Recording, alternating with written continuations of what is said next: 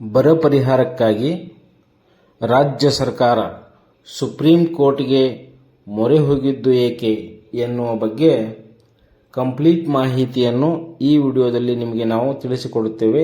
ದಯಮಾಡಿ ಈ ವಿಡಿಯೋವನ್ನು ಸ್ಕಿಪ್ ಮಾಡದೆ ನೋಡಿ. ಹಾಗೂ ನಮ್ಮ ಯೂಟ್ಯೂಬ್ ಚಾನಲನ್ನು ಇಲ್ಲಿಯವರೆಗೆ ನೀವು ಸಬ್ಸ್ಕ್ರೈಬ್ ಮಾಡಿಕೊಂಡಿಲ್ಲ ಅಂದರೆ ದಯಮಾಡಿ ನಮ್ಮ ಯೂಟ್ಯೂಬ್ ಚಾನಲನ್ನು ಸಬ್ಸ್ಕ್ರೈಬ್ ಮಾಡಿಕೊಂಡು ಸಪೋರ್ಟ್ ಮಾಡಿ. ರಾಷ್ಟ್ರೀಯ ವಿಪತ್ತು ನಿರ್ವಹಣಾ ನಿಧಿ NDRF ಅಡಿಯಲ್ಲಿ ರಾಜ್ಯಕ್ಕೆ 18,171 ಕೋಟಿ ರೂಪಾಯಿ ಬರ ಪರಿಹಾರ ಬಿಡುಗಡೆ ಮಾಡಲು ಕೇಂದ್ರಕ್ಕೆ ನಿರ್ದೇಶನ ನೀಡುವಂತೆ ಕೋರಿ ರಾಜ್ಯ ಸರ್ಕಾರ ಸುಪ್ರೀಂ ಕೋರ್ಟ್ಗೆ ಮೊರೆ ಹೋಗಿದೆ. 2023 ಸೆಪ್ಟೆಂಬರ್ ಮತ್ತು ನವೆಂಬರ್ ನಡುವೆ 3 ಬಾರಿ ಜ್ಞಾಪಕ ಪತ್ರಗಳೊಂದಿಗೆ ಕೇಂದ್ರವನ್ನು ಸಂಪರ್ಕಿಸಿ ಡಿಸೆಂಬರ್ 19ರಂದು ಪ್ರಧಾನಿ ನರೇಂದ್ರ ಮೋದಿ ಮತ್ತು ಡಿಸೆಂಬರ್ 20ರಂದು ಗೃಹ ಸಚಿವ ಅಮಿತ್ ಶಾ ರವರಿಗೆ ಭೇಟಿ ಮಾಡಿದ ನಂತರವೂ ಅದರ ಯಾವುದೇ ಪ್ರಯತ್ನಗಳು ಫಲ ನೀಡಲಿಲ್ಲ.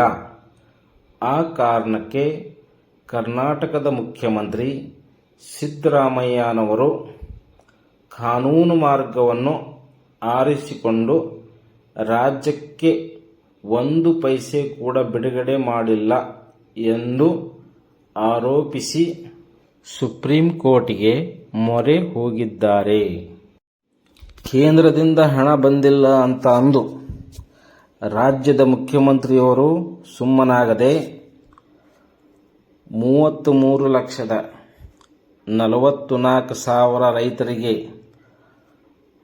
650 ಕೋಟಿ ರೂಪಾಯಿಗಳನ್ನು ಪ್ರತಿ ರೈತರಿಗೆ 2,000 ರೂಪಾಯಿ ಮುಟ್ಟುವಂತೆ ಹಣವನ್ನು ಬಿಡುಗಡೆ ಮಾಡಿದ್ದಾರೆ.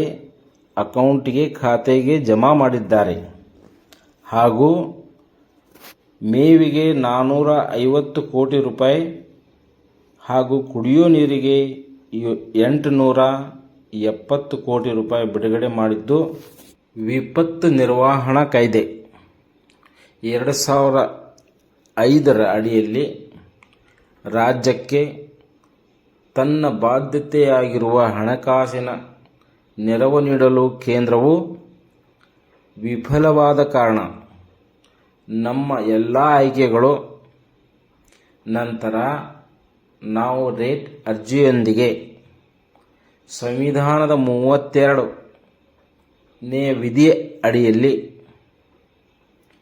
ನಮ್ಮ ಶಾಸನಬದ್ಧ ಹಕ್ಕು ಚಲಾಯಿಸಿದ್ದೇವೆ ಎಂದು ಸುಪ್ರೀಂ ಕೋರ್ಟ್ಗೆ ಅರ್ಜಿ ಸಲ್ಲಿಸಿರುವ ಕ್ರಮವನ್ನು ಸಮರ್ಥಿಸಿಕೊಂಡಿದ್ದಾರೆ.